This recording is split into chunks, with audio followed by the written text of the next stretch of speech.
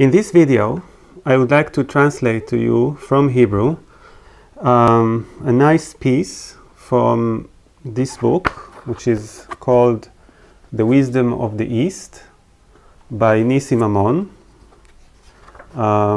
Nissim Mamon is a person who spent 11 years in monasteries in Southeast Asia, being trained as a Zen master, and I studied with in his course.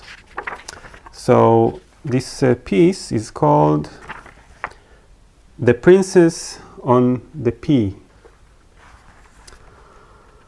Recently, I found myself reading to my daughter, a story about a mother to an only son who wanted to test a certain girl whether she's a true princess, because in her opinion only a true princess, a real princess and a perfect princess, is worthy of her son. The test was to put a pea under 20 mattresses and see whether the candidate would nonetheless be able to feel this pea and complain about it when she was sleeping on the mattresses. The princess successfully went through the test. The pea certainly disturbed her, and she mentioned it in the morning that all her body was aching. From this story, we can learn that true princesses complain even about the smallest thing, even if this is just one pea, tiny pea under 20 soft mattresses.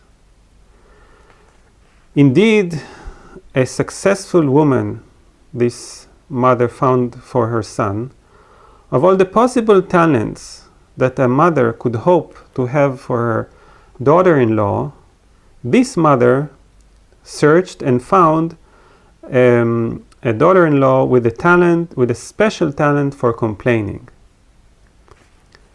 Is this really the spouse that you wish for your son?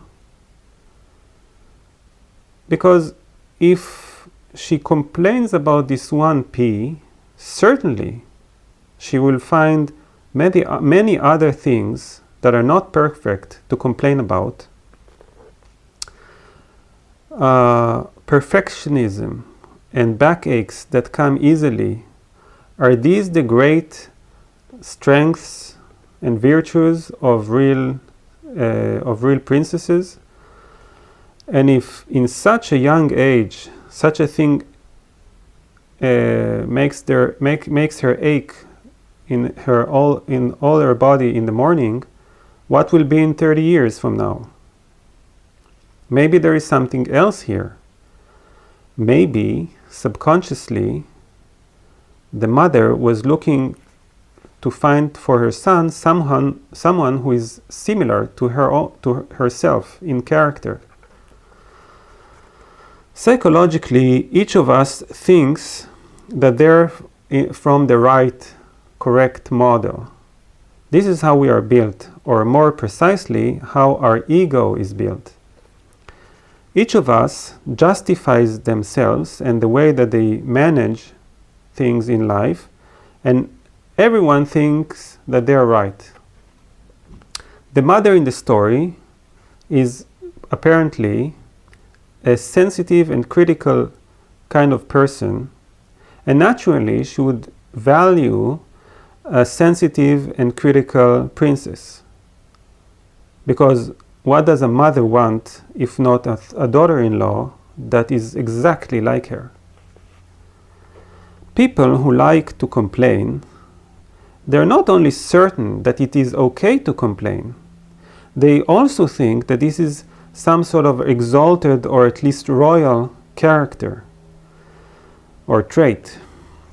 In their opinion, we are also supposed to thank them for their enlightened comments. But anyone who grew up with a complaining parent or who is living with a complaining spouse knows and feels that a complaining character does not bring the spring, but only dark clouds.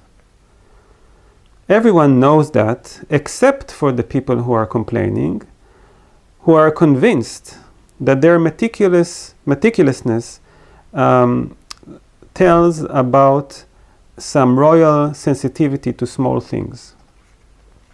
So complaining people, pay attention. The P in this story is an example for something minor that causes a lack of harmony.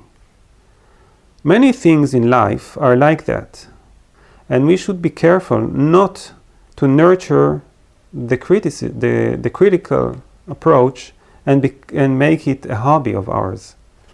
A real princess is one who solves situations instead of complaining about them.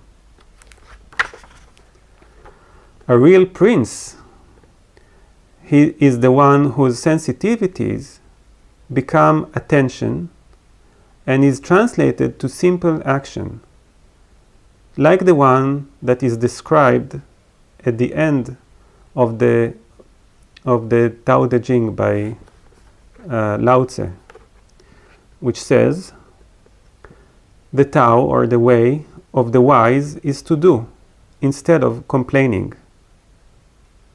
And this is the end of the book of Tao. So, an alternative ending to the story of the princess. In the morning, the sleepy princess stretches happily.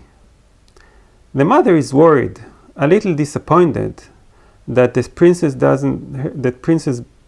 body does not hurt, and she asks her how was the bed in the night. "Oh, I slept wonderfully," answers the princess. "At first something bothered me a little, but then I discovered it's only a small pea. I pulled it out, and then I continued to sleep until now." The surprised mother hugs her and says, "You are so right.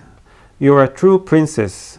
I see that I have what to learn from you, my young daughter-in-law."